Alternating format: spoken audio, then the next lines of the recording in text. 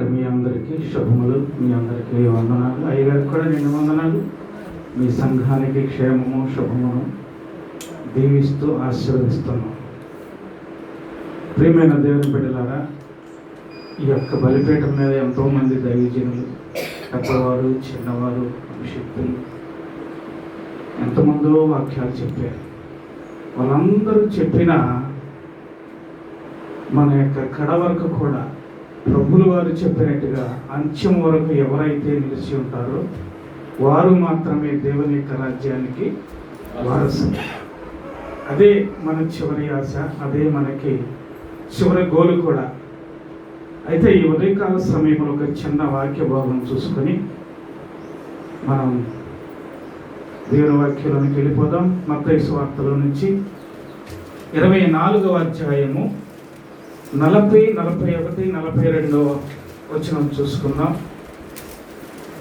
ఎవరైనా ఒకరు చదివి. ఆ కాలమున ఇద్దరు పొలములో ఉందురు, ఒకరు తీసుకొని పోబడును, ఒకరు విడిచిపెట్టబడును. ఇద్దరు స్త్రీలు తిరగలి విసురుచుందురు, ఒకటి తీసుకొని పోబడును, ఒకటి విడిచిపెట్టబడును. కావున ఏ దినమున ప్రభువు వచ్చునో మీకు తెలియదు గనుక మెలకుగా ఉండుడి. చాలా చాలు. అందరూ సంతోషంగా ఉండే చేతులతో ఒకసారి హల్లెలూయా. మహాపరిశుద్ధుడా, ప్రేమగల మా తండ్రి, ఈ వాక్యం ద్వారా ఈ రోజు నాతో, మాతో, మా అందరితో మాట్లాడమని యేసు నామమున అడుగుచున్నాము తండ్రి. ఆమేన్, ఆమేన్. ఇక్కడ ఎవరు నుంచున్న ప్రియమైన ఆ స్నేహితులారా, వారిని మీరు ఆ దైవ సేవకుడిని తండ్రి లాగానే చూడాలి. ఆ దైవ సేవకుడు కూడా మిమ్మల్ని బిడ్డలలాగే చూడాలి. మరొకలాగా చూస్తే వాక్యం చెప్పలేరు. మీరు వాక్యాన్ని మాకంటే చిన్నవారు కావచ్చు, మాకంటే పెద్దవారు కావచ్చు, మీరు మా బిడ్డలు, మేము మీకు తండ్రి లాంటి వారు. ఈ రెండు కాన్సెప్ట్లు ఉంటేనే మీరు వినగలరు, మేమైతే చెప్పగలం. అయితే అయ్యగారు చెప్పినట్లుగా నేను అంత రాడికల్స్ ఏం కాదండి. మేము చిన్ననాటి నుంచి దైవ సన్నిధిలో పెరిగాం. మా కుటుంబంలో ఎప్పుడు కూడా ఒక దైవజనుడు పోషించేవాళ్ళు. వారికి భోజనం పెట్టి, ఆహారం పెట్టి, వారి స్వార్థ చెప్పాలి, అంతే మా తల్లిదండ్రుల కాన్సెప్ట్, మా తాతల కాన్సెప్ట్.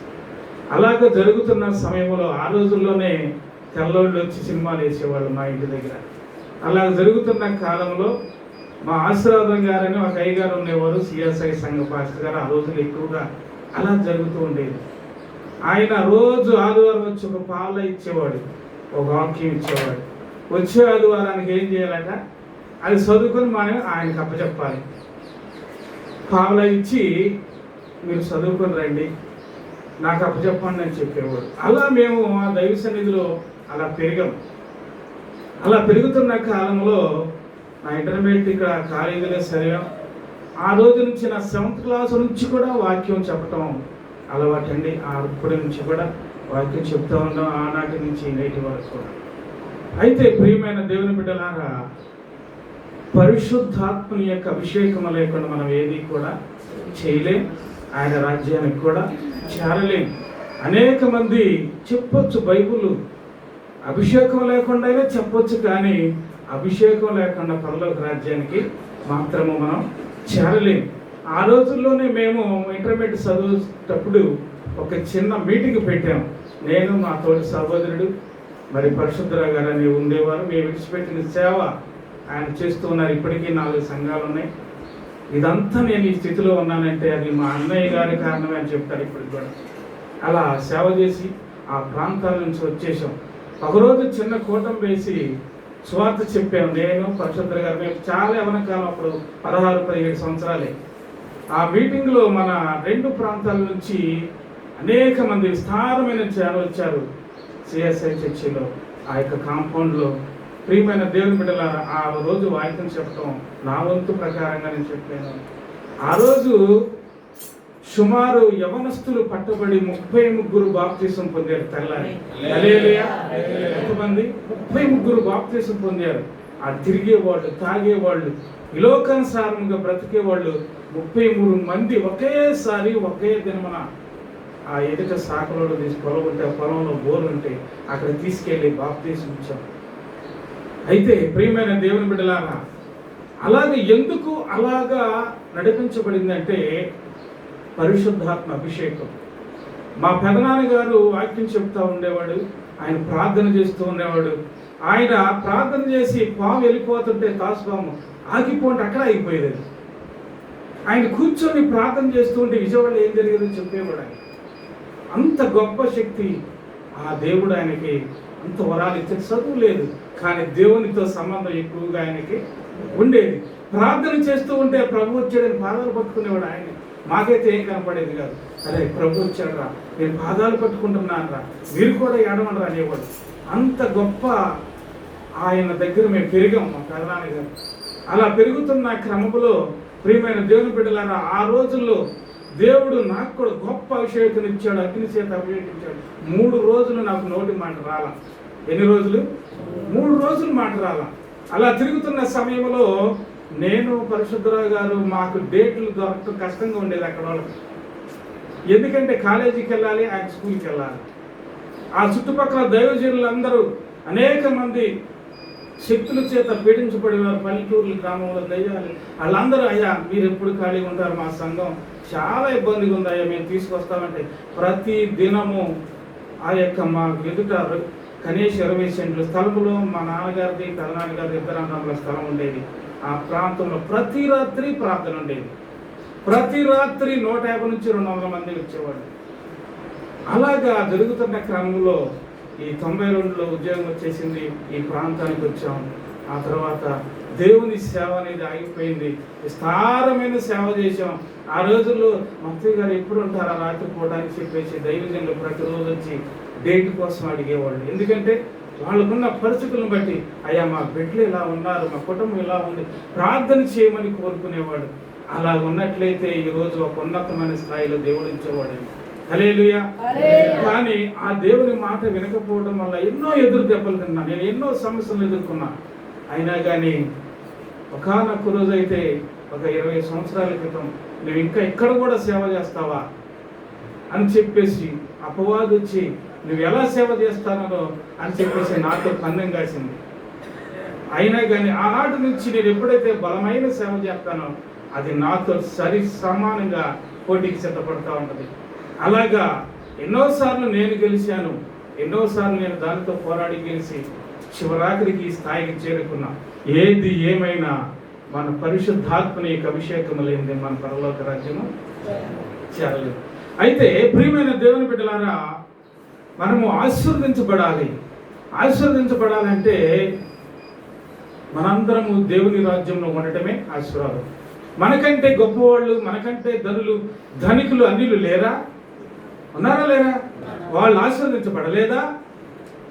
కానీ బైబిల్ ఏం చెబుతుంది? ఆశీర్వదించబడతాం అంటే మనము దేవుని యొక్క మందిరానికి వచ్చి అభిషేకము తీసుకొని ఆయన రాజ్యములో నేను చనిపోతే దేవుని యొక్క రాజ్యములో ఉంటాను అని ఎవరైతే గుండె మీద చేసుకొని చెబుతారే వారే ఆశీర్వదించబడిన వారు. హల్లెలూయా.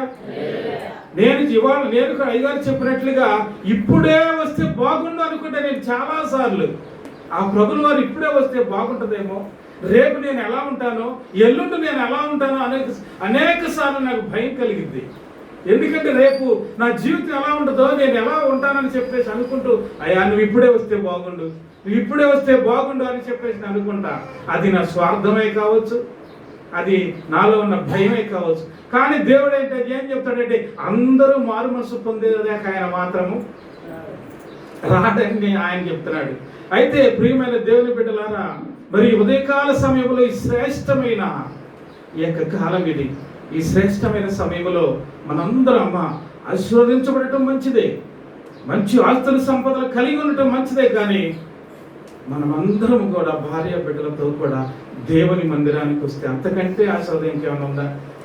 క్రైస్తవుడికి అదే కదా ఆశీర్వాదం, అదే కదా. నీ భార్య, నీ భర్త, నీవే చక్కగా సంతోషం నుండి అభిషేకం పొందుకొని రక్షణ పడి ఆయన రక్తంలో కడగబడి నీవు స్త్రీవి, నువ్వు అక్కడ దానివే ఆయన ప్రభు ఆయన రాజ్యంలో ఉంటే మరి నీ భర్త గతి ఏం కావాలి? నీ బిడ్డల గతి ఏం కావాలి? మరి నీ కుటుంబం గతి ఏం కావాలి? నీ ఇరుగు పొరుగు వారి గతి ఏం కావాలి? నీ యొక్క బంధుమిత్రులే గతి ఏం కావాలి? నేనైతే ఆశీర్వాదం అంటే శరీరానుసార ఆశీర్వాదం ఆయన అందరికీ ఇస్తాడు. యూదుడని లేదు, గ్రీసు దేశిస్తాడు, అన్యులని లేదు, ఎవరూ లేరు, అందరినీ దేవుడు ఆయనే ఆశీర్వదిస్తాడు. అదైతే ఆశీర్వాదమే, కానీ అది శరీర సంబంధమైన ఆశీర్వాదం.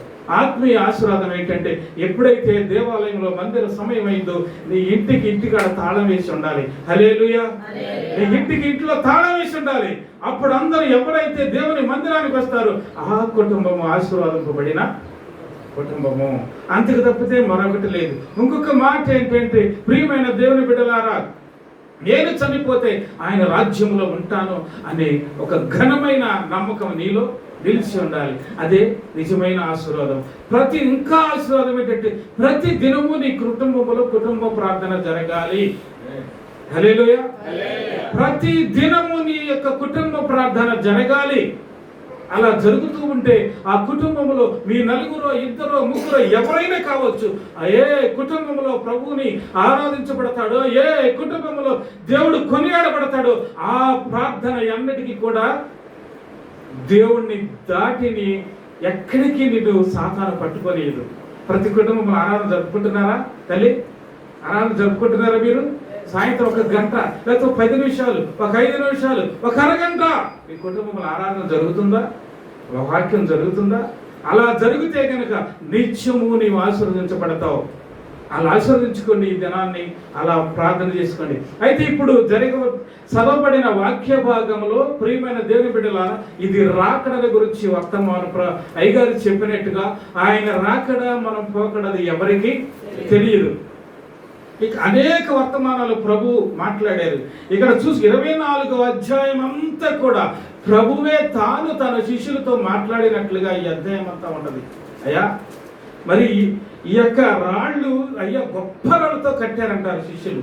ఈ రాతి మీద రాయి ఒకనప్పటికీ అలా ప్రారంభించి ఆయన చెప్పుకుంటూ వచ్చి అనేక వర్తమానాలు చెప్పి, అయ్యా నీ రాకడకు గుర్తులేంటి అని చెప్పేసి అనేక చోట్ల ఆయన అడుగుతూ ఉంటారు. అనేక వర్తమానాలు ఇక్కడ మత్తయి సువార్త, మార్కు సువార్త, లూకా సువార్త, ఇంకా పాత నిబంధనలు కూడా అనేక చోట్ల వర్తమానాలు రాయబడి ఉన్నాయి.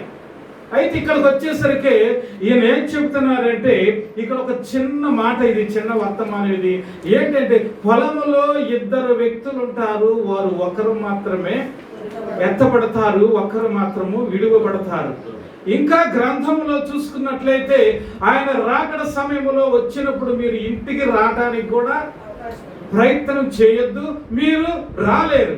భార్య భర్తలు లేకపోతే కుటుంబ సభ్యులు ఇంట్లో పడుకొని ఉంటారు, వాళ్ళల్లో రక్షింపబడిన వారు మాత్రమే ఎత్తబడతారు, రక్షణ లేని వారు విడువబడతారు అని చెప్పేసి, ఇంకా 10 మంది కన్యకల గురించి, ఇంకా బుద్ధి లేని వారి గురించి, బుద్ధి కలిగిన వారి గురించి, పెండ్లి విందుని గురించి అనేకమైన వర్తమానాలు ఆయన రాకడకు గుర్తులుగా ప్రభువుల వారు మనకి అందించారు. కానీ నేను ఈ కాలంలో వస్తానని ఎక్కడ కూడా ఆయన చెప్పారా? చెప్పలా.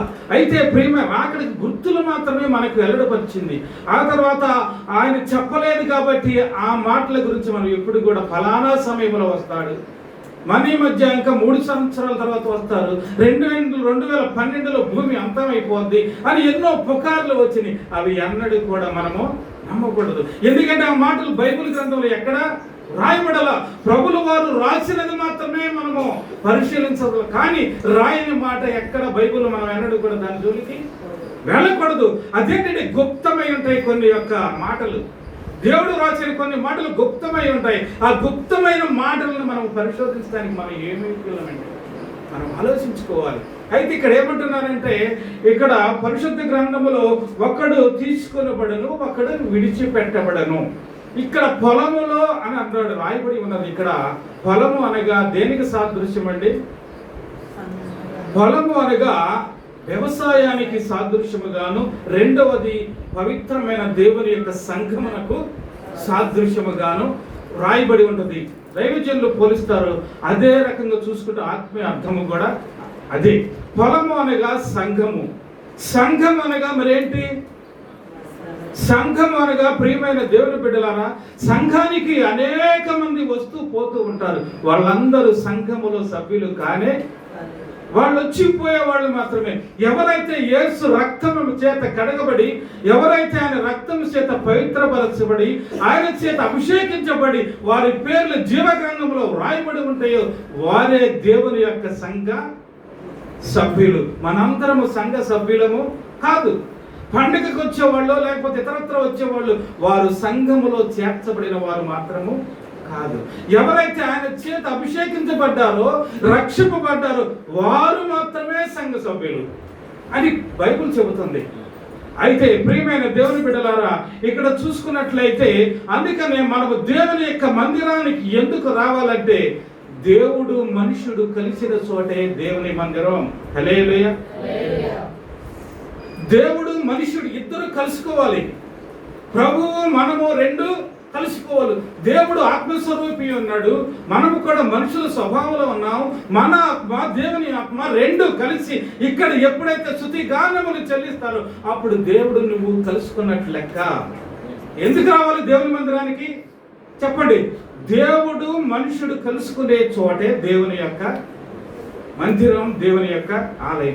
అందుకే దేవుని యొక్క మందిరానికి రావాలి. నేను ఇంటికాడుండి నేను దేవుని దగ్గరికి ఎత్తపడతానంటే అది కుదరదు. ఎందుకంటే దేవుని మందిరంలో ఆయన శాసనాలు ఉంటాయి. దేవుని మందిరంలో నీ కోర్టుల్లో నీవు పొందలేని తీర్పులు దేవుడు నీకు తీర్పునిస్తాడు. హల్లెలూయా. నీ కోర్టులో తీర్పు దొరకలేదనుకో, దైవజనుడితో కలిసి ఏకీభవించి నువ్వు ప్రార్థన చేయి, నీకు తీర్పు తప్పనిసరిగా ఇస్తాడా లేదా? ఆయన శాసనాలు దేవుని మందిరంలో ఉంటాయండి. అందుకని మనం ఎందుకు ఎక్కడికి రావాలి? దేవుని యొక్క మందిరానికి రావాలి. అలనాడు ఆదాము అవ్వలను దేవుని మందిరంగా ఏదేని తోటను చేసుకుని ఆయన రాలేదా? అదే దేవుని మందిరం. నువ్వెక్కడుంటే అక్కడే దేవుని మందిరం. ఇద్దరు ముగ్గురు కూడిన చాట దేవుని మందిరం అని చెప్పాడుగా. మరి మీరు ఇద్దరు ముగ్గురు మనం కూడుకున్న చాట ఏం మాట్లాడుతున్నావు ఒకసారి గ్రహించుకోండి. అక్కడ దేవుడు ఉంటాడని మీరు మర్చిపోకండి. ఇద్దరు స్త్రీలే కాదు, ఇద్దరు పురుషులే కాదు, ఎవరైనా మీరు కూడుకొని దేవుని మాటలు చెప్పుకునే చోట ఆయన ఉంటాడు. హల్లెలూయా. ఆయన ఉంటాడని నువ్వు భయభక్తులు కలిగి ఉంటే అక్కడే ప్రభు ఉంటాడు. ఆయనతో నువ్వు ముచ్చటించుకోవచ్చు, ఆయనతో మాట్లాడుకోవచ్చు. దేవుడు మనుషుడు కలిసిన చోటే దేవుని మందిరం. ఈ మాట మీ హృదయాల్లో పవిత్రపరచుకోండి. ఇక్కడ ప్రభు ఉన్నాడు ఆత్మస్వరూపుగా. ఆయనతో కలుసుకోవటానికి మనం వచ్చాం. ఆయన కలుసుకునే మళ్ళా మనం వెళ్ళాలి. ఆయన కలుసుకోకుండా వెళ్ళొద్దండి. ఆయన కలుసుకునే మనం వెళ్ళాలి. ఈ కలుసుకుని మళ్ళా ఆరాధన వచ్చే సమయం దాకా ఆ బలంతోనే మనం బ్రతకాలి. అయితే ప్రియమైన దేవుని బిడ్డలని ఇక్కడ ఇద్దరు దేవుని యొక్క పొలంలో ఉన్నారు. అక్కడ పొలం అనగా సంఘం అనుకున్నాం. ఆ సంఘములో ఇద్దరు పని చేస్తున్నారు. ప్రియమైన దేవుని బిడ్డలారా, ఒకరు విడువబడుతున్నారు, ఒకరు ఎత్తపడుతున్నారు. మరి ఎలాగండి? నేనున్నా, నా భార్య దేవుని సన్నిధికి వెళ్ళిపోయింది, ఇక నేను ఒక్కడనే ఉన్నా. ఇక నా బాధ్యత ఏంటి? నా బిడ్డలను కూడా దేవుని రాజ్యానికి చేర్చాలి. ఆ తర్వాత శరీర సంబంధమైన ఆశీర్వాదాలు ఇంతటికి అయ్యే వస్తాయండి. నువ్వు ప్రార్థన చేయటం మొదలు పెడితే, దేవునితో బ్రతకటం మొదలు పెడితే శరీర సంబంధమైన ఆశీర్వాదాలు వేరే అడగక్కర్లేదు. ఎందుకంటే ఆయన కుమార్తెగా నీవు అంగీకరించబడ్డావు, ఆయన కుమారుడుగా నీవు అంగీకరించబడ్డావు. తండ్రికి తెలియదా ఏం కావాలో? తండ్రికి తెలుసు కదా. మరి అందుకని ఇక మన బిడ్డలు దేవుని రాజ్యంలో ఉండాలి. మీరు గుర్తుంచుకోండి, నీ భర్త దేవుని రాజ్యంలో ఉండాలి, గుర్తుంచుకోండి. అలా నీవు బ్రతులాడుకోవాలి. మనం ఏదైనా వస్తువు కావాలంటే నీ భర్తను బ్రతులాడుకోవట్లేదా? మరి ఏదైనా కావాలంటే మరి అలా దేవుని మందిరానికి రాయి అని మనం బ్రతిమలాడుకోవాలంట. స్త్రీలైనా తల్లులు అలా బ్రతిమలాడుకుంటే ఒక్కసారి కాకపోయినా ఒక్కసారైనా ఆ మాట విని దేవుని మందిరానికి వస్తాడు. ఆయన నీతో కూడా ఆయన వస్తాడు. అలాగే ప్రియమైన దేవుని బిడ్డలారా, ఈ యొక్క మధ్యాహ్న కాల సమయంలో చిన్నగా చెప్పుకొని ముగించుకుందాం. మీతో నేను మాట్లాడుతున్నట్టుగా అనుకోబాకండి, దేవుడు మీతోనే మాట్లాడుతున్నాడు. హల్లెలూయా. ఒక హెచ్చరికలు కాదు, కానీ ఇద్దరు కలిసి మాట్లాడుకుందాం. మీకేదైనా మధ్యలో అభ్యంతరం ఉంటే నన్ను అడగొచ్చు. అయితే ప్రియమైన దేవుడు, ఇద్దరు పొలంలో ఉన్నారు. ఆ పొలంలో ఉంటే 3 అంశాలు చెప్పి నేను ముగిస్తా. అసలు ఇద్దరు పొలంలో చూసుకున్నట్లయితే ఎవరైనా ఇద్దరు పొలంలో ఉన్నారా? ఇంకా ఎక్కువ మందే ఉంటారా? ఎక్కువ మందే ఉంటారు. కానీ ఇక్కడ ప్రభువు మత్తయి సువార్తలో రాయబడి ఉంది కదా, ఇద్దరు గురించే రాయబడి ఉంది. ఎవరా ఇద్దరు? ఎవరా వ్యక్తులు? చెప్పండి చెప్పండి. ఎవరా ఇద్దరు వ్యక్తులు? అమ్మా, ఎవరా ఇద్దరు వ్యక్తులు అంటే మంచి చెడు రెండు ఉంటాయి బైబిల్ గ్రంథంలో. అలాగే ప్రతిదీ కూడా రెండు ఆప్షన్లు ఉంటాయి. వెళ్ళొద్దు, మానేసే, ఇలాగ రెండు ఉంటాయి.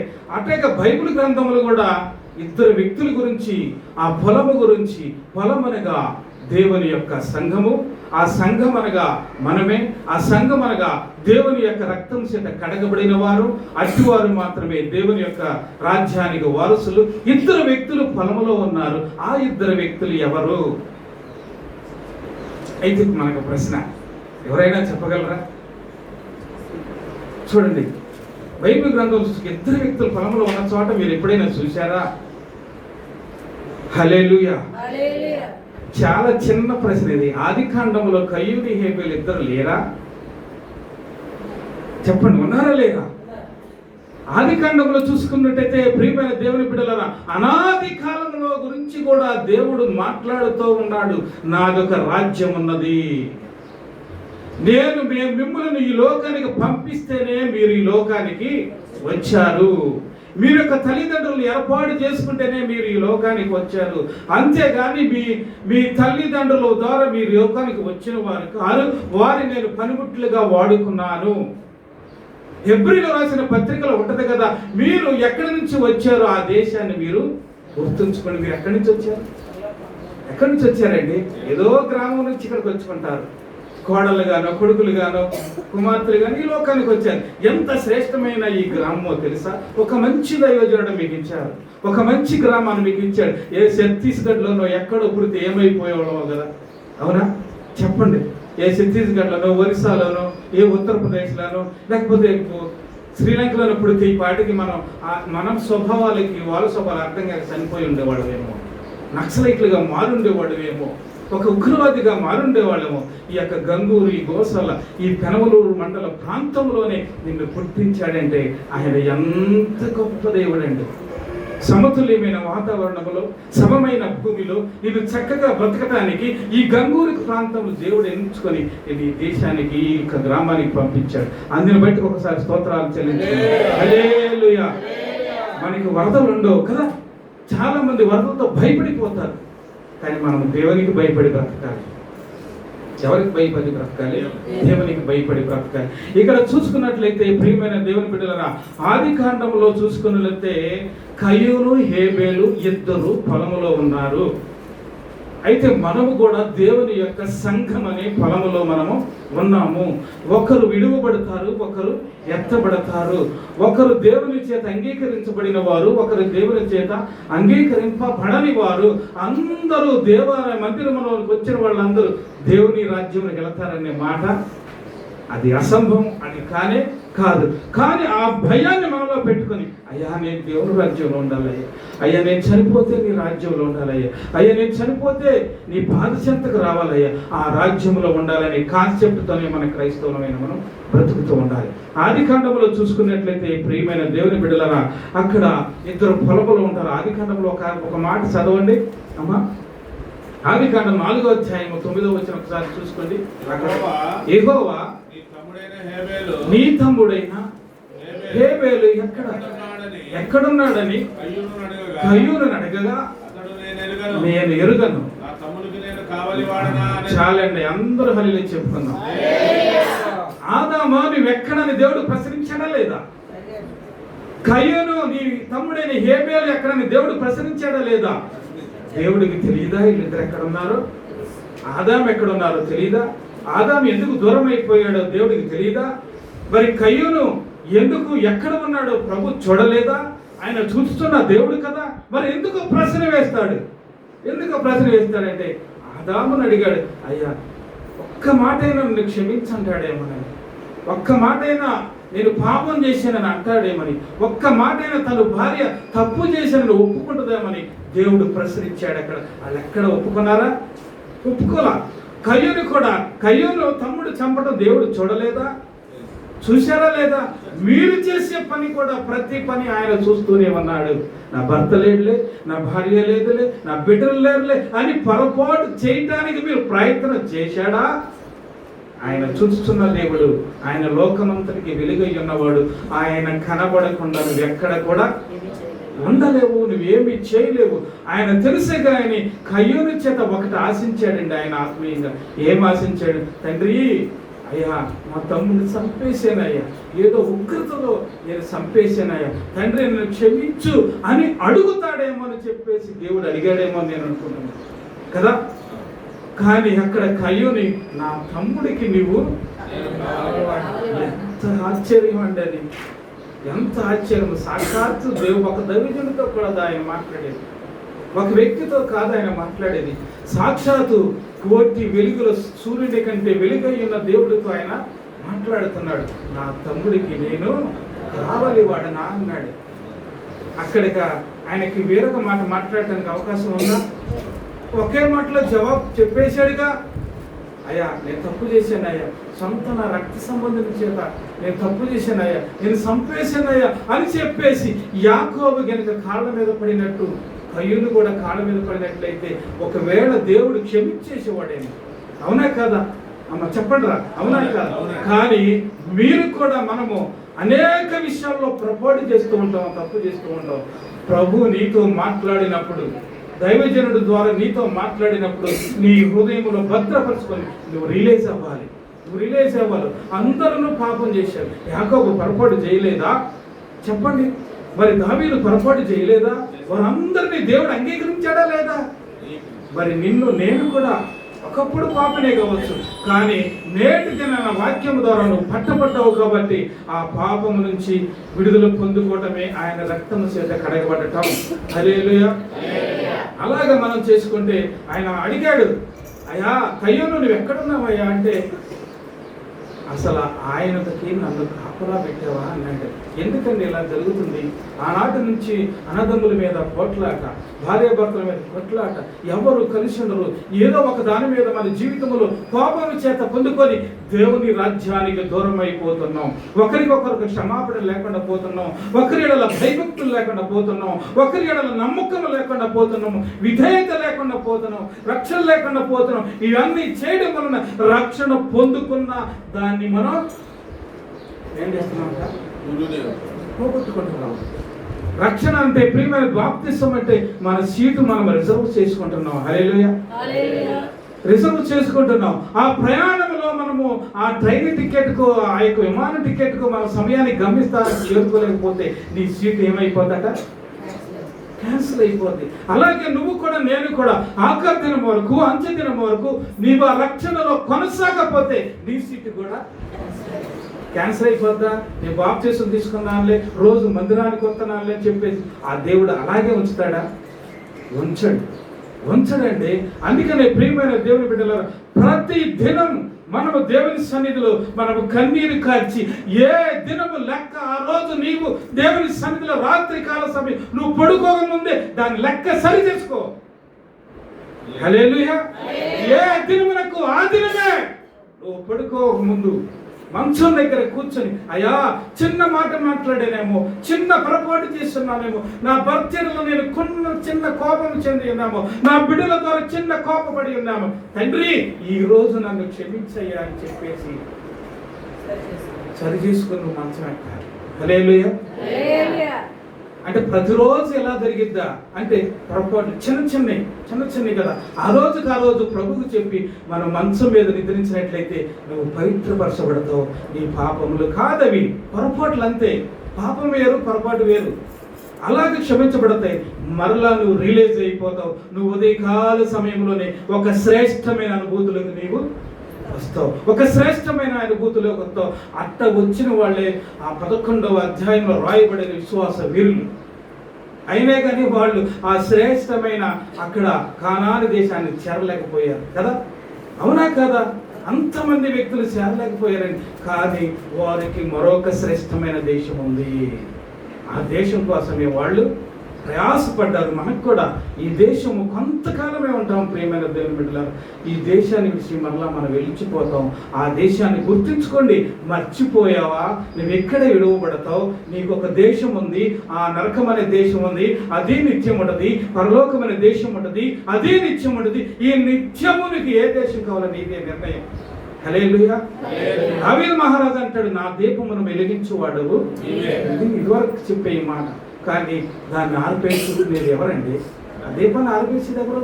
సాతాను ఆర్పేసిద్దా? అసలు దానికి ఉందా దమ్ము? ఎందుకంటే ఆ దీపాన్ని వ్యక్తిని ఎవరు వెలిగించారు? దేవుడు వెలిగించాడుగా. దాన్ని ఆర్పేసే దమ్ము సాతానికి ఉంటుందా?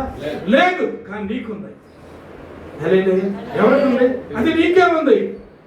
ఎందుకంటే నువ్వు వెలుగులతో కూడిన ఈ జీవితం పడిపోయి తర్వాత నీ జీవితం దిగదార్చుకున్న తర్వాత ఆటోమేటిక్గా ఆ యొక్క దాంట్లో నూనె అయిపోద్ది, ఆ ఒత్తి వెలగటం ఆరిపోద్ది.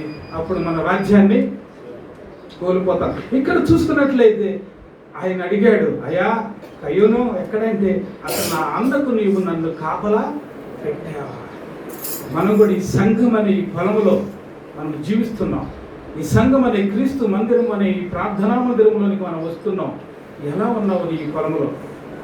ఎలా జీవిస్తున్నావు నీ నడక? ఎలా జీవిస్తున్నావు నీ యొక్క జీవితం? మారు మనసు పొందుకున్నావు, పాప క్షమాపణ పొందుకున్నావు, పశ్చాత్తాపం పొందుకున్నావు. నీ చేసుకున్న టికెట్ రిజర్వేషన్ ఇంకా అలాగే ఉన్నదా, కొట్టివేయబడిందా?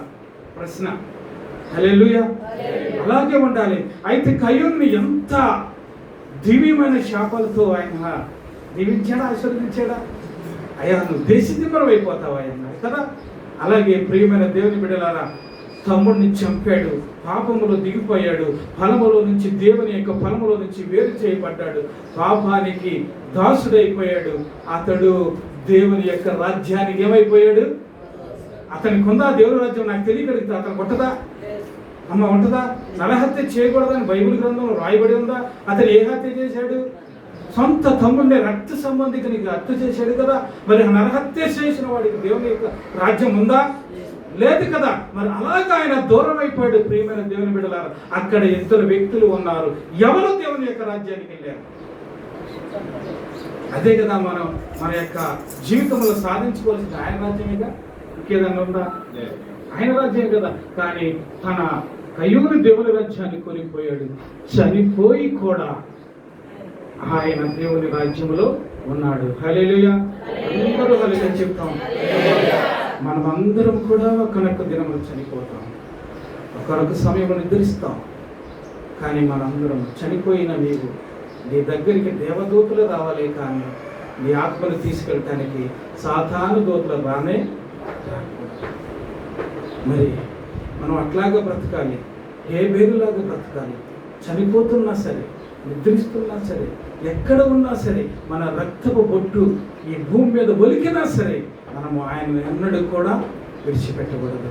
ఆయన ఎన్నడూ కూడా మనము ఎడబాయకూడదు. అట్టగా ఉంటేనే మనము దేవుని రాజ్యం మనకు దొరుకుతుంది. అలాగే ప్రియమైన దేవుని బిడ్డలారా, ఆ హేబేలు దేవుని యొక్క రాజ్యములో ఉంది. పాత నిబంధన గ్రంథం అలా వ్రాయబడింది. కానీ దేవుడు ఏమంటున్నాడండి? ఆ రక్తము నాకు మొరపెడుతుంది అంటున్నాడు. ఏమని? ఆయన రక్తము నా కొరకు మొరపెడుతుంది. ఏమని మొరపెడుతుంది? అది కయ్యూని రక్షించయ్యా, నన్ను రక్షించయ్యా, కయ్యూని బాగు చేయమని మొరపెడుతుందా? చెప్పండి. అక్కడ అనాది కాలంలో రాయబడి ఉందంటే మనము ఇద్దరు దేవుని యొక్క మందిరములో ఉన్నాం. సంఘము రెండు వ్యక్తులుగా ఇద్దరుగా పోల్చింది. ఆ పొలము దేవుని యొక్క సంఘము. ఆ సంఘములో మనం వెళ్ళినప్పుడు కయ్యూను లాంటి స్వభావం మీలో ఉంటే ఇప్పుడే విడిచిపెట్టుకోండి. లేకపోతే హేబేలు స్వభావంలోకి రండి. చనిపోయినా సరే ఒక భయంకరమైన స్థితిలో ఉండి దేవుని యొక్క రాజ్యములో చేరటం కన్నా, ప్రియమైన దేవుని బిడ్డలారా, ఆయన రక్తము చేత కడగబడి ఆయన రక్తము దేవునికి మొరపెడుతుందట. మరి ఒక్కొక్కసారి నీ పాపాలు, నీ శాపములు అన్నీ కూడా నేను దేవుని యొక్క రాజ్యానికి దూరం చేస్తాను.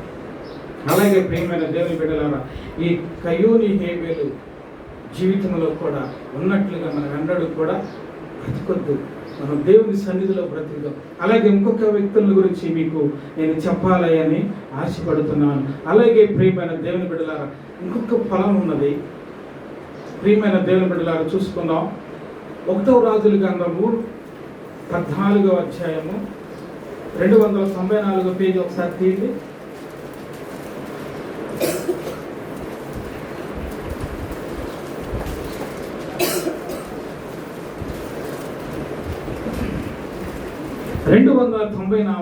ఇక్కడ ఒక ప్రవక్త ఉన్నాడు, ఇక్కడ ఏంటంటే ఒక రాజు ఉన్నాడు. ప్రియమైన దేవుని బిడ్డలారా, ఇక్కడ ప్రవక్త ఉన్నారు, ఆ రాజు ఉన్నారు. వీరిద్దరు కూడా వీరు కూడా దేవుని యొక్క మందిరములో, దేవుని యొక్క పొలములో ఉన్నారు అని అనుకుందాం. ఇక్కడ ప్రియమైన దేవుని బిడ్డల యొక్క దేవుని రాయబడిన 14వ అధ్యాయం 12వ వచనములో ఇక్కడ ఏం రాయబడి ఉన్నదంటే, కాబట్టి నీవు లేచి నీ ఇంటికి పొమ్ము,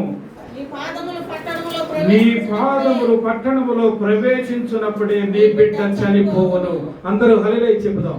హల్లెలూయా. ఇక్కడ రాజుల కాలంలో యెరోబోము అనే ఒక రాజు ఉన్నాడు, అహియా అనే ఒక ప్రవక్త ఉన్నాడు, ఒక దైవజనుడు ఉన్నాడు, ఒక రాజు ఉన్నాడు. ఇక్కడ కూడా ఇద్దరున్నారు. ప్రియమైన దేవుని బిడ్డలారా, ఈ ఇద్దరు కూడా మనుషులే.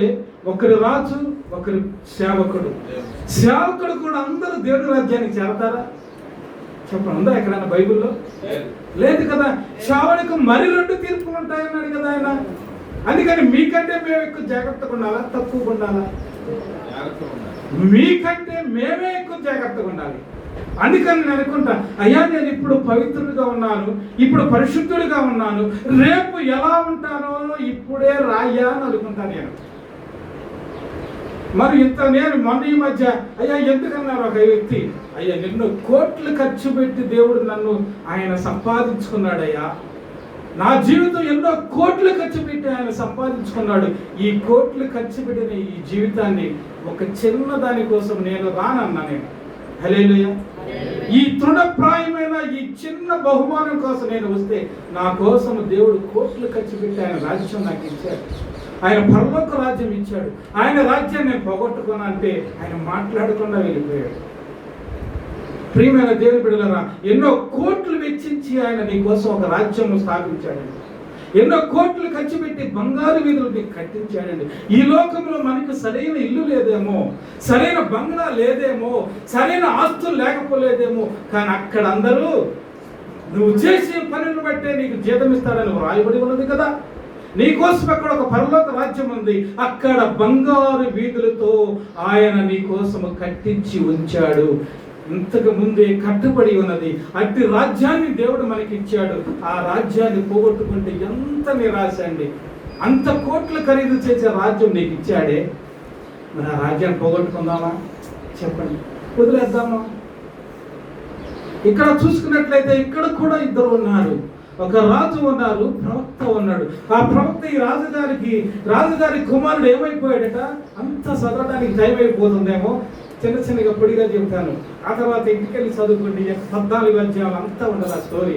అక్కడ చూసుకున్నట్లయితే ప్రియమైన దేవుని బిడ్డలారా, యెరోబోము కుమారుడు రోగి అయిపోయాడు. హల్లెలూయా. ఆ రోగి అయిపోతే ఆ ప్రవక్త ప్రాంతంలో ఉన్నాడు. ఆయన దగ్గరికి వెళ్ళి ఎలా వెళ్ళమన్నాడు? అక్కడికి మారు వేషంలో, మనందరికీ తెలిసిన మాటలు ఎలా వెళ్ళమన్నాడు? మారు వేషంలో వెళ్ళు. ఎందుకంటే రాజుగారు భార్య అంటే ఏమని అనుకుంటారు, ఎవరన్నా ప్రజలే ఉన్న అనుకుంటారేమో అని చెప్పేసి మారు వేషంలో వెళ్ళి ప్రవక్త దగ్గరికి వెళ్ళి అడుగు, మన బిడ్డ సంగతి అడుగు అని చెప్పేసి ఆయన అంటున్నాడు. నిజమే ప్రియమైన దేవుని బిడ్డలారా, ఆపత్కాలంలో యెహోవా మనకు ఉత్తరం ఇచ్చునుగాక రాయబడి ఉంది కదా. మరి నీ బిడ్డలకు ఆపద వచ్చినప్పుడు, నీ కుటుంబంలో నీ భర్తకు ఆపద వచ్చినప్పుడు, నీ కుటుంబం ఆపదలో పడినప్పుడు, మన సంఘములో ఎవరైనా ఆపదలో పడినప్పుడు మనం ఏం చేయాలట? మారువేషం వెళ్దామా? మామూలుగానే ప్రార్థన చేద్దామా? ఆయన దగ్గరకు వచ్చి ఆయన పాదములు పెట్టుకొని అయ్యా అయ్యా అయ్యా అని చెప్పేసి బ్రతుములాడుకుంటే సాక్షాత్తు ఆ దేవుడే నీకు సమస్యను పరిష్కరిస్తాడు కదా. ఈ తల్లి గారు ఏం చేసిందంటే, ఈ యొక్క యెరోబోము భార్య ఏం చేసిందంటే, అహియా ప్రవక్తకు వెళ్ళింది. అక్కడ వెళ్ళంగానే వెళ్ళక ముందే ఎవరిని దర్శించారు? అక్కడ ప్రభు ఎవరిని దర్శించాడు? ప్రవక్తని దర్శించాడా లేదా? దర్శించాడా లేదా? అందుకని ప్రియమైన దేవుని బిడ్డలారా, సంఘములో సంఘ కాపరి విశ్వాసుల మనసు ఎరిగి ఉంటాడు. హల్లెలూయా. విశ్వాసుల మనసు సంఘ కాపురు ఎరిగి ఉంటాడన్న సంగతి మీరు ఎన్నడూ కూడా మర్చిపోవద్దు. ఎందుకంటే మీరు ప్రవర్తన ఎలా ఉంటుందో ఆయన కనిపెడుతూ ఉంటాడు. అదే ఆయన పని. ఆ పనిని బట్టి మీ గురించి ప్రార్థన చేయడమే ఆ పని కదా, సంఘాన్ని కాసుకోవడమే మా పని కదా. అందుకనే బైబిల్ గ్రంథంలో మన ఈ మధ్య తీర్పు దినం ఎక్కడ మొదలైందట అమ్మా? దేవుని యొక్క ఇంటి నుండే తీర్పు దినం మొదలైందట. అందుకనే దైవజనుల గృహాలు మన ఈ మధ్య ఒంపూరులో ఒక ఆయన అడిగాడు కదా, అయ్యా దైవజనుల కుటుంబాల్లో ఎక్కడ చూసిన అన్ని జరగరాని సంఘటనలు ఏవేవో జరుగుతూ ఉంటాయి, ఎందుకు అని అన్నాడు ఆయన. నిజమే. ఇంకొక ఆయన చెప్పాడు కదా, దైవజనుడు తన సంఘ బిడ్డల కోసం ప్రార్థన చేసి తన కుటుంబం కోసం తక్కువ సమయం ప్రార్థన చేస్తాడు. హల్లెలూయా. అప్పుడు నాకు అనిపించి ఇంతకాలానికి ఒక సీక్రెట్ నాకు చెప్పావు. నిజమే. ఒక్కొక్క వ్యక్తి మాట చెప్పినప్పుడు నేను అన్నడు కూడా ఆ మాట నా మనసులో ఉంచుకుంటాను. ఒక మాట ద్వారా మనం అజ్ఞానంలో ఉండడానికి మనకు జ్ఞానం వస్తుందండి. నిజమే. ఆ యొక్క పాస్టర్ గారు ఏం చేస్తాడంటే, ఫలానా వ్యక్తి బాగలేదయ్యా, ఫలానా కుటుంబం బాగోలేదయ్యా, ఫలానా కుటుంబం నశించిపోతుందయ్యా, ఫలానా కుటుంబం బాధల్లో ఉందయ్యా, దీనికోసం చేయడం ఆయనకు సరిపోతుంది. ఈయన ఏం చేస్తున్నాడు, ఇక తన కుటుంబం గురించి ఏమైపోతున్నాడంట, సమయము ప్రార్థనలో వెచ్చించకుండా ఆ కుటుంబం వెనకబడిపోతూ ఉంటుంది. అవునా కాదా? అది నిజమా కాదా? మరి ఆ కుటుంబం గురించి నువ్వు ప్రార్థన చేయాలి. ఎవరు? సంఘం ప్రార్థన చేయాలి. ఆ కుటుంబ సంఘం ఎలుగెత్తి ఏడవాలి, కన్నీరు కార్చాలి. అయ్యా మా దైవజనుడయ్యా, మా దైవజనుడయ్యా, మా తండ్రి అయ్యా, అయ్యా అని చెప్పేసి నువ్వు వెలుగెత్తి మొరపెట్టుకున్నప్పుడు ఆయన చుట్టూ దేవుని యొక్క ఆత్మ ఆవరించి ఉండదు. హల్లెలూయా. అక్కడ ఆయన చేయలేని ప్రార్థన, ప్రార్థన ద్వారా దేవుడు కార్యము చేస్తాడు. ఆ యొక్క కుటుంబం ఒక ఎత్తైన శిఖరం మీద ఉంటుంది. అలాగే ఉండాలంటే సంఘ ప్రార్థన దైవజనుడికి అవసరం. హల్లెలూయా. ఎందుకంటే ఆయన నానా ప్రాంతాలకు వెళుతూ ఉంటాడు, వస్తూ ఉంటాడు. ఆయనకు కాపుదలుగా నీవు ఉండాలి. అలాగే సంఘముల కాపరు ఎలుగెత్తి ప్రార్థన చేస్తూ ఉంటారు. వ్యాధిగ్రస్తుల దగ్గరికి వెళ్తూ ఉంటారు, దయ్యాలు పట్టిన వాళ్ళ దగ్గరికి వెళ్తూ ఉంటారు, శక్తుల దగ్గరికి వెళ్తూ ఉంటారు. వాళ్ళ దగ్గరికి వెళ్ళినప్పుడు ఈయన శక్తి సహనము తక్కువగా ఉంటే అవి ఈయన స్వాధీనము. అవునా కదా? నా జీవితంలో ఎన్నోసార్లు అలా జరిగింది. అందుకనే దైవజనుడు అయ్యగారికి చెప్పాయా, నేను ఇక ఆ దయ్యాల ప్రార్థన శక్తుల దగ్గర రానయ్యా, ఎందుకంటే నా వెనకమాల చేసే ప్రార్థన లేదు అని చెప్పి అయ్యగారిని అడగను కావాలి. ఎందుకంటే వాటి శక్తి అధికమైపోయినప్పుడు నిన్ను వాటి స్వాధీనంలోనికి నువ్వు గెలవలేవు. అందుకని సంఘ ప్రార్థన దైవజనుడికి చాలా అవసరం.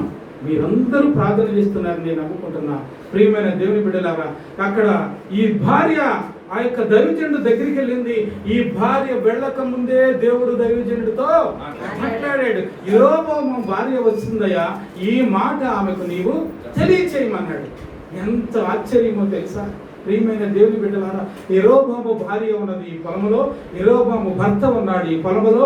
సంఘానికి కాపలా కాసే ప్రవక్త కూడా అక్కడ ఉన్నాడు. ఆయనకేమీ తెలియదు అనుకోబాకండి, ఆయనకి అన్నీ కూడా తెలుసు.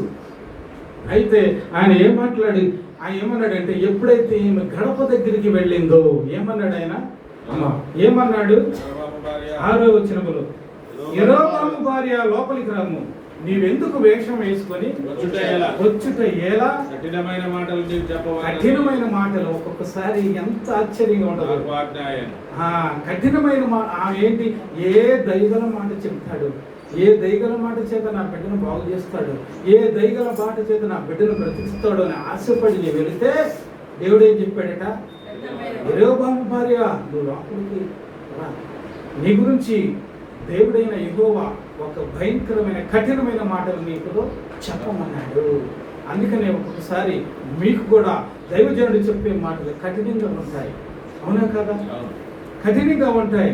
కానీ మరి నా కోసమే చెప్పాడని మీరు ఎప్పుడన్నా అనుకున్నారా? ఆయన మీద కోపగించారా? కోపగించారా? ఎప్పుడు కోపపడకూడదు. ఎందుకంటే నీకోసమే అది వచ్చినాయి అంటే, మరి దేవుని మందిరానికి వచ్చావుగా నువ్వు, మరి నీతో మాట్లాడక దేవుడు ఎవరితో మాట్లాడతాడండి? అవునా కదా? నువ్వు దేవుని మందిరానికి వచ్చావు, దేవుని మందిర ఆవరణంలోకి వచ్చావు. మరి ఆ దేవుడు నీతో మాట్లాడగా ఎక్కడో ఉన్న మసీదు దగ్గర వాళ్ళతో మాట్లాడతాడా దేవుడు? మరి ఎందుకు నాతో మాట్లాడమని దైవజనుడితో వాదాలు ఆడుతున్నావు, వెక్కములాడుతున్నావు?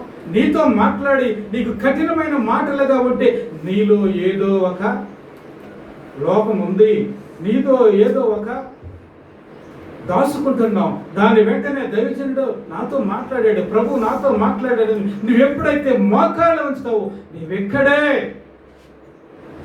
దాన్ని తెచ్చుకొని నువ్వు వెళ్ళిపోతావు. ప్రభు నీ వెంబడి ఇస్తూ ఉంటాడు. ఒకసారి నేను తెలంగాణలో వాక్యం చెప్పడానికి వెళితే ఒక స్త్రీ, ఒక సహోదరి ఏం చేసిందంటే ఆయన గంట సేపు అలా ఏడుస్తూనే ఉంది. ఏం చేసిందట? గంట సేపు ఆమె ఏడుస్తూనే ఉంది. తర్వాత ప్రార్థన చేసుకుని వెళ్ళింది. ఆనాటి నుంచి ఆమె హృదయంలో భారమంతా తీరిపోయింది. నీ భారం కూడా తీరిపోవాలంటే ఆ దైవజనుడు మాటలను బట్టి నువ్వు రిలైజ్ అవ్వాలి. ఆ దైవజనుడు మాటలు నువ్వు తీసుకోవాలి. అది దైవజనుడు చెప్పినట్లుగా కాదు, కానీ ప్రభువే నాతో మాట్లాడాడని నువ్వు ఎప్పుడైతే అనుకుంటావో ఆనాటి నుంచి నేటి వరకు మళ్ళా ప్రభు దినం వచ్చే వరకు నీవు పరిశుద్ధురాలుగానే ఉంచుతావు. దైవజనుడి మీద నా గురించే మాట్లాడతాడంటే కుదరనే దొరుకుతుంది. నువ్వు దేవుని మందిరానికి వచ్చావు కాబట్టి నీతోనే ఆయన మాట్లాడతాడు. ఇంకా నీ గురి చూసి నీతోనే మాట్లాడతాడు ఆయన. హల్లెలూయా. అంటే ప్రియమైన యెరోబాము భార్య, నువ్వు లోపలికి రా, నేను కఠినమైన మాటలు నీతో నేను మాట్లాడాలన్నాడు. ఆ తర్వాత ప్రియమైన దేవుని బిడ్డలారా, ఇంకా ఆయన ఏం మాట్లాడాడంటే, యెరోబాము సంతతిలో చేయించిన వారిని నేను ఊడ్చివేయుదును. ఏం చేశాడంట? ఆయన ఎందుకని అలా కఠినమైన తీర్పు వచ్చిందండి ఆ కుటుంబం మీదకి? రాజుగా దేవుడు చేస్తే, రాజుగా అభిషేకిస్తే, ఆయన విగ్రహారాధన చేసి దేవునికి బిడ్డలను దగ్గరస్తులుగా, నేను దైవజనుడిగా నేనున్నా, మీరందరికీ దేవుని దగ్గరస్తులుగా చేయాలా, దూరస్తులుగా చేయాలా? దగ్గరగా సమీపముగా చేయాలి కదా. ఆ సమీపముగా చేయని నేను సమీపముగా ఉండకుండా తిరుగుతుంటే నేనేమైపోతానండి? దేవుడు నా మీద తీసుకున్నాడా? అయితే దేవుని మీద పని మీద వెళ్ళేవాళ్ళు నేను అంటలేదండి. అంటే నేను చెడ్డ ఆలోచనలు కలిగి ఉండి, చెడు జీవితము కలిగి ఉండి, మీతో మాటలు చెప్పాల్సిన యోగ్యత కూడా లేకుండా ఉండి నా జీవితం అలాగుంటే ఆ తీర్పు దినం ఎక్కడ మొదలైంది? నాతోనే ఆరంభించడా దేవుడు? నాతోనే మాట్లాడడా దేవుడు? మరి అందుకనే మేము ఇంకా ఎక్కువగా జాగ్రత్తగా ఉండాలి అని చెప్పేసి ఇక్కడ ఆయన ఏమంటున్నాడంటే, యెరోబామును అభిషేకిస్తే ఆ యొక్క రాజ్యాన్ని పరిపాలన ఎలా చేస్తున్నాడంటే దేవుని మాటలతో పరిపాలన చేయకుండా దయ్యపు మాటలతో పరిపాలన చేస్తున్నాడు, విగ్రహారాధనతో పరిపాలన చేస్తున్నాడు. అందుకని ఆ ఇంటి మీదకి ఏమొచ్చిందట? తీర్పు వచ్చింది. హల్లెలూయా. ఈ పొలంలో కూడా వ్యక్తులు ఉన్నారు. మరి అహియా ప్రవక్త ఎంత గొప్ప దైవజనుడండి. ఆ దైవజనుడు ఆ మాటలు మాట్లాడి ఆ యొక్క కుటుంబంతో మాట్లాడి అహియా ప్రవక్త దేవుని యొక్క రాజ్యంలో ఉన్నాడు. యెరోబాము కుటుంబం ఏమైపోయిందండి? ఏమైపోయింది? ఊడ్చిపెట్టుకుపోయింది. అలాగా మనం ఉండొద్దండి. ఎంత బతికి మనం దేవుని యొక్క రాజ్యానికి దూరం అయిపోదామా? ఎంత బతికి ఆయన రాజ్యంలో మనం ఉండొద్దా? ఇంత బతికి ఇన్ని సంవత్సరాల నుంచి ఆయన సేవ చేసి, ఇన్ని సంవత్సరములు చేసి ఆయన పనిలో ఉండి ఆయన రాజ్యానికి దూరం అయిపోదాం. అట్లాగా ఉండకూడదు అనే నా యొక్క ఉపదేశం. అలాగే ప్రియమైన దేవుని బిడ్డలారా, ఆఖరిగా ఒక్కొక్క మాట చెప్పుకొని మనం ముగించుకుందాం. ప్రియమైన దేవుని బిడ్డలారా, ఇంకొక ఉపమానం చెప్తూ ఆయన ఏం చెప్పాడంటే, ప్రియమైన బిడ్డలారా, గురుగులు గోగులు కూడా ఇద్దరు ఉంటారు. ఇద్దరు ఎంత మన మాటలు తెలిసినవే. ప్రియమైన దేవుని బిడ్డలు, సంఘము అనగా దేవుని యొక్క, చెప్పండి, దేవుని యొక్క పొలము. ఆ పొలములో మనందరము కూడా, దైవజనుడు కొంచెం పెద్ద పనివాడు, మీరందరూ కూడా ఒక చిన్న పనివాడు. బైబిల్ గ్రంథంలో రాయబడిన వాటిలో ఒక గృహంలో ఏముంటాయట? విలువ కలిగిన ఉంటాయి, విలువ లేని కూడా ఉంటాయి. మనందరం కూడా చిన్నవాళ్ళం చిన్న పని చేస్తాం, పెద్దవాళ్ళు పెద్ద పని చేస్తారు. ఎవరి భారముల కొద్ది వారు దేవుని పని చేసేవారిగానే ఉండాలి. అవునా కాదా? అవునా? అలాగే ప్రియమైన దేవుని బిడ్డలారా, ఇక్కడ చూసుకున్నట్లయితే గురుగులు గోధుమలు ఉంటాయి. ఆ గురుగులు గోగులు కూడా దేవుడు ఉపదేశం. అది దేవుని యొక్క పొలములు ఏముంటాయట? గోగులైతే దేవుని విత్తనము చేత దైవజనుడి చేత పెంచబడినవి విస్తారమైన ఆకుకూరలుగా మారిపోతున్నాయి. గురుగులైతే పనికి రాని వాటికి అవి ఉంటున్నాయి. అవి దేవుని యొక్క రాజ్యానికి వంటలకు అవి పనికిరావు. అయితే ఈ రెండు కూడా ప్రియమైన దేవుని బిడ్డలారా ఎవరు పెంచారు? మందిరంలో ఈ రెండు కూడా పెరుగుతా ఉంటాయా? ఈ రెండు కూడా మందిరంలో ఉంటాయి. అయ్యా మరి గురుగులు పీకేయచ్చు కదా అంటాడు. అవునా కదా? ఒక వ్యక్తి దేవుని మందిరము సమస్త జనులకు ప్రార్థనా మందిరం, మంచివాళ్ళు వస్తారు, చెడ్డవాళ్ళు వస్తారు. వీరందరూ వస్తే వారు రాను ఏమైందంట? ప్రార్థనా జీవితంలో మారిపోతారండి. అట్లాగే ఎంకేపాడు ఒక సంఘం వారంట, ఒక గుట్టి వారు ఉండేవారంట. ఆ దేవాలయం మీద కూర్చుని వాళ్ళంట. బైబిల్ గ్రంథంలో రాయబడినట్లు వాడి గుడ్డివాడు కంటికి కనపడదంట, కనపడవు ఆయనకి. అలాగే రోజు కూర్చొని ఆలయంలో నుంచి ఎవరైనా డబ్బులు ఇస్తే ఆ రోజుకి ఆహారం దొరికేది అనుకునేవాడట. అలా కూర్చుంటే కొంతకాలానికి వాళ్ళు ఏం చేశారంటే దానం చేస్తుంటే వాళ్ళ చేత బతికేస్తాం మొదలైశాడు. ఆ తర్వాత ఏం చేశాడంటే దేవుని యొక్క పాటలు పాడటం మొదలైశాడు. ఆ తర్వాత ఏం చేశాడంటే దేవుని యొక్క మాటలు వినడం మొదలైశాడు. ఆయన దేవుడు యేసు ప్రభు గొప్ప దేవుడిని అంగీకరించాడు. వాళ్ళ రోజుకి నెలకి సంవత్సరానికి ఆయన కంటి చూపు కొంచెముగా చివరికి ఆయన కళ్ళు తేజోమహిమగా కనబడుతున్నాయి. హల్లెలూయా. ఆయన కళ్ళు వచ్చేసింది. ఇది నిజంగా యథార్థంగా జరిగిన సంఘటన. అందుకని మనము కూడా వచ్చినప్పుడు పవిత్రులు కాదేమో, ఆ ఫలానా వ్యక్తి మంచిది కాదు నువ్వు ఎన్నడూ అనొద్దండి. నీకు అవకాశం దొరికితే దేవుని వాక్యానికి చెప్పు. ఆమె ఆ దేవుని యొక్క వాక్యం చేత పట్టబడి ఆయన మారు మనసు పొందుకుంటుంది. ఆ తర్వాత దేవుని రాజ్యంలో పనివారిగా ఆమె కూడా పనిచేస్తుంది. అంతేగాని ఆమె యొక్క మనం చూడకూడదు. శట స్వభావం ఆమెను పక్కన పెట్టకూడదు. దేవుని మందిరం సమస్త జనులకు, మంచివాళ్ళకే ప్రార్థనా మందిరమా, కానీ మంచివాళ్ళుగా మారటానికే దేవుని మందిరం. హల్లెలూయా. ఇక్కడ చూసుకున్నట్లయితే ప్రియమైన దేవుని బిడ్డలారా, ఇక్కడ చూసుకున్నట్లయితే ఈ పొలంలో ఇక్కడ కూడా ఒక ఇద్దరు వ్యక్తులు ఉన్నారని నేను చూపిస్తా. ఇద్దరు కూడా దేవుని సంఘములో ఉంటారు. ఒకరు ఎత్తబడతారు, ఒకరు విడవబడతారు. మనం 100 మంది ఉన్నాం అంటే దాని అర్థం ఏంటంటే కొంతమంది మాత్రమే దేవుని యొక్క రాజ్యంలో ఉంటారు. మరి అందరూ దేవుని రాజ్యంలో ఉండాలని కోరుకుంటా. ఇక్కడ ఇద్దరు వ్యక్తులు జ్ఞాపకం చేసుకొని నేను ముగిస్తాను. రూతు గ్రంథంలో నుంచి ఒక మాట చదువుకుందామండి. రూతు గ్రంథము 3వ అధ్యాయము 10వ వచనం.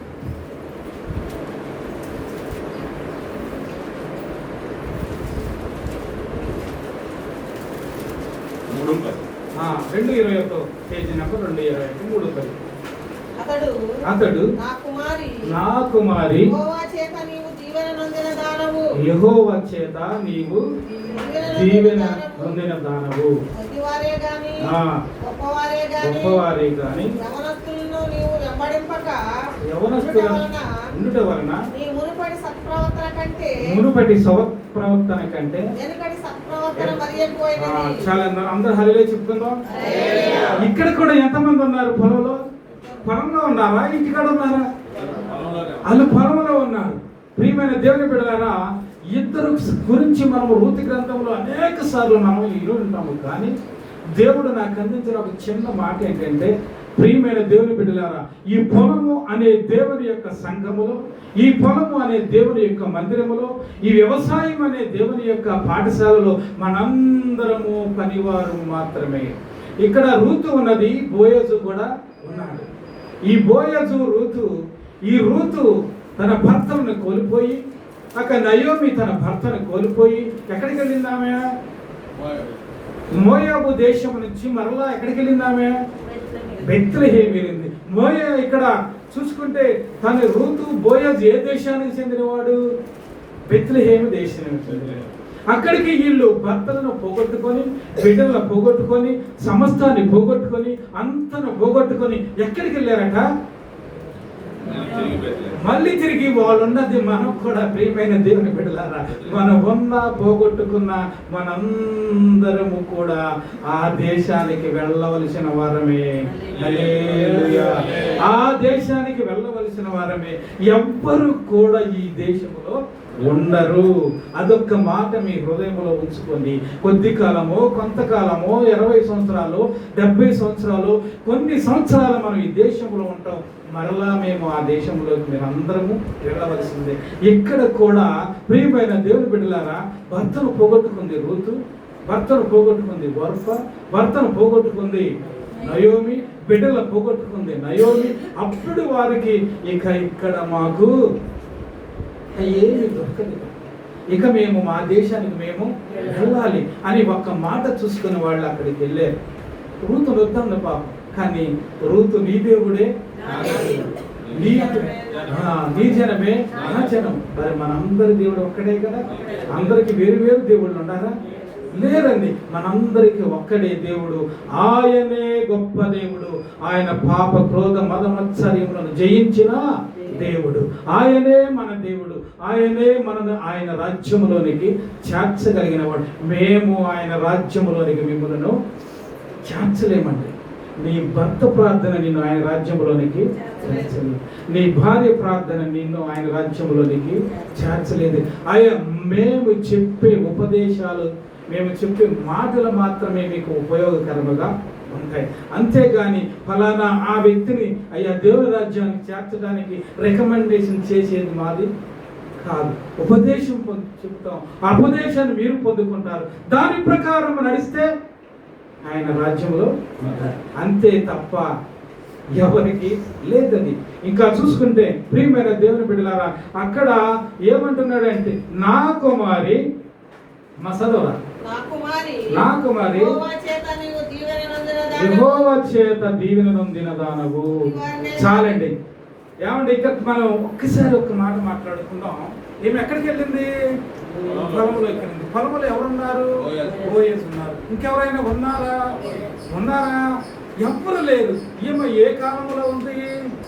యవన కాలంలో ఉంది. అతను ఏ కాలంలో ఉన్నారు? యవన కాలంలో ఉన్నారు. ఆ ఇద్దరు, మరి ఇక్కడ ఇద్దరికి ఒక అవకాశం దొరికిందిగా. ఒక దైవజనుడు చెప్పాడు కదా, దైవజనుడు కూడా అలా పాపం చేయడానికి సమయం దొరికితే మానడంట. ఆ మాట చెప్పినప్పుడు నాకు గుండెలు పిండేసింది. నిజంగానే ప్రియమైన దేవుని బిడ్డల, ఇక్కడ చూసుకుంటే యవనస్తురాలైన రూతు యవనస్తుడైన బోయజు దగ్గరికి ఆశ్చర్యకరమైన మాటలు రాయబడి ఉన్నాయి. నా కుమారి. అబ్బా, ఎంత ఆశ్చర్యకరమైన మాట అండి. ఆయనకు అవకాశం దొరికిందా లేదా చెప్పండి? అవకాశం దొరికిందిగా. ఆయన ఏమన్నాడు? వేరొక మారు మాటల్లో మాట్లాడకుండా నా కుమారి అన్నాడు. మనకు కూడా మన జీవితంలో, మన ప్రయాణంలో బయట తిరుగుతూ ఉంటాం. కాలేజీల్లో, వ్యాపారాల్లో, అనేక చోట్ల ఉద్యోగస్తులుగా తిరుగుతూ ఉంటాం. మీరు పక్కపటి సహోదరిని నువ్వు ఎలా పిలవాలట? ఎలా పిలవాలి చెప్పరా? ఎలా పిలవాలి?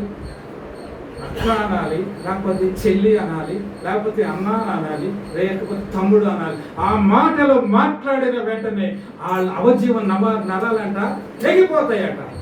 ఏమైపోతాయట? నీ ఆలోచనలో మనసులో ఉండొచ్చేమో కాబట్టి అన్నా అనంగలోని ఆయనలో ఉన్న ఆ పాపపు స్వభావాన్ని చాలా వరకు ఏమైపోతుందట? కొట్టివేయబడుతుంది. హల్లెలూయా. ఆ మాటలతో మన ప్రయాణం సాగిపోవాలి. నీ ఉద్యోగం చేసే చోట ఆ మాటలతో నువ్వు సాగిపోవాలి. నువ్వు కాలేజీలో తిరిగే చోట ఆ మాటలో మనం బ్రతకాలి, మనం చనిపోయే వరకు. ఇక్కడ అదే మనకు చూపిస్తున్నాడు దేవుడు. నేను చాలా చోట్ల తిరుగుతా, చాలా ఆలోచనలు ఉంటాయి, కానీ ఎదుటి వ్యక్తిని మనం దేని చేత ఆకర్షింపబడాలట? ఆయనకు ఒక తండ్రిగానో, ఆయనకు ఒక తల్లిగానో, ఆయనకు ఒక అన్నగానో, ఆయనకు ఒక చెల్లిగానో ఆ స్వభావం చేత నువ్వు చూడాలి. కానీ వేరొక స్వభావంతో నువ్వు చూసావా? నువ్వు మోహపు చూపులు చూస్తున్నావు. నీవు దేని యొక్క రాజ్యం నీకు, ఆయన సీటు నీకు రిజర్వ్ నుంచి ఏమైపోద్దట? కొట్టివేయబడుతుంది. హల్లెలూయా. అలా కొట్టివేసుకుందామా, లేకపోతే ఇతరులాగా మనం ఉందాం? నా కుమారి యెహోవా చేత నీవు దీవెన నొందిన దానవు. హల్లెలూయా. ఎంత ఆశ్చర్యకరమేనండి. ఇక్కడ చూసుకున్నట్టే వీళ్ళిద్దరు కూడా గురుగులా గోధుమలా. చెప్పండి, వీళ్ళిద్దరు కూడా నిజంగా చెప్పుకోవాలంటే ఇద్దరిద్దరు ఉన్నారు. ఒకరు ఎత్తబడ్డారు, ఒకరు విడిచిపెట్టబడ్డారు. ఇక్కడికైతే ఇద్దరు ఉన్నారు, కానీ ఇద్దరు కూడా గోధుమల స్వభావము కలిగిన వారు. హల్లెలూయా. ఇంకా సాగదీసుకుంటూ వెళ్తే చాలా ఉంటుంది, కానీ అలాగే మన సంఘము మన కుటుంబము మీరు నలుగురుగానో ముగ్గురుగానే ఉంటారు. మీరందరూ ఏ స్వభావం కలిగి ఉండాలట? గోధుమల స్వభావం కలిగి ఉండాలి. గోధుమల స్వభావం కలిగి ఉంటే మీ ఇద్దరు భార్యాభర్తలు ఇరువురు కూడా దేవుని రాజ్యంలో ఉంటారు. మీతో పాటుగా మీ బిడ్డలకు కూడా గోధుమల స్వభావం కలిగి ఉంటే వారు కూడా దేవుని యొక్క రాజ్యంలో ఉంటారు. ఆ తర్వాత వారు ఆశీర్వదించబడ్డారు. వారి ద్వారా ఆ యొక్క వంశము, బోయాజు వంశము ఆశీర్వదించబడుతుంది. అంతకంటే వీళ్ళకి ఇచ్చిన ఆశీర్వాదం అంటే యేసు ప్రభుల వారు వాళ్ళ వంశంలో నుంచి రావడానికి వీళ్ళిద్దరి పేర్లు కూడా రాయబడిందా లేదా? అంతకంటే దీవెన ఇంకేంటండి? అబ్రహాము ఆచరించబడ్డారు, ఇస్సాకు ఆచరించు దేవుని యొక్క వంశములలో ఉన్నారు. రూతు, బోయజు వంశము కూడా యేసు క్రీస్తు వంశములలో పేరు రాయబడింది. అందరి చేతులెత్తి మరి నీ వంశాలను నువ్వేం కోరుకుంటున్నావు? నీ వంశాలను ఎలా ఆచరించబడాలనుకుంటున్నావు? ఆ ప్రభు వంశాలలోకి నీవు రావాలనుకుంటున్నావా లేదా? ఆ ప్రభు నిన్ను అంగీకరించాలని కోరుకుంటున్నావా? మరి ఎందుకు పనికిరాని రూతు దేవుని వంశావళిలోకి వచ్చిందా లేదా? భర్తను పోగొట్టుకుంది. అలా వచ్చిందా రాలేదా? ప్రియమైన దేవుని బిడ్డలారా, ఈ ఉదయకాల సమయంలో ఈ యొక్క రాకడనే వర్తమానములో రేపటి దినము మనది కాదు. ప్రభువు చెప్పాడు, నేను ఈ రోజు వస్తాను, రేపు వస్తాను, ఎల్లుండి వస్తాను. ఎక్కడన్నా రాయబడి ఉందా లేదా? రాయబడనే పడాల.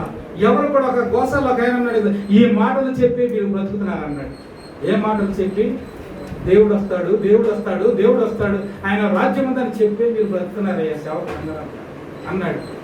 మేము అలా బ్రతకటల్లా, ఆయన చెప్పిందే మేము చెప్తున్నాం. ఎప్పుడు వస్తాడు ఆయన మాకు చెప్పలా, మేము చెప్పం.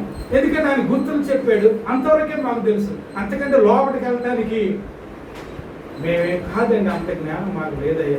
మీరు కూడా ఎవరు చెప్పినా మీరు వినవద్దు.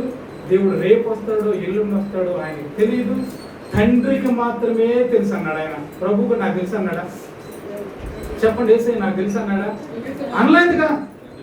నా తండ్రికే తెలుసు, నాకు మాత్రం తెలియదు. ఆయన ప్రభువుకే తెలియదు, మాకెలా తెలిసిద్దండి? అసలు మీకెలా తెలిసిద్దండి?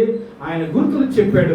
రాకడ బహు సమీపంగా ఉంది, ఆయన వచ్చే రాకడ ఆరంభమైంది. ఆ రాకడ గుర్తులు జరుగుతున్నాయి. జనముల మీదకి జనములు, రాజ్యములు బలవంతుడు బలహీనుని ఆక్రమించుకుంటున్నాడు.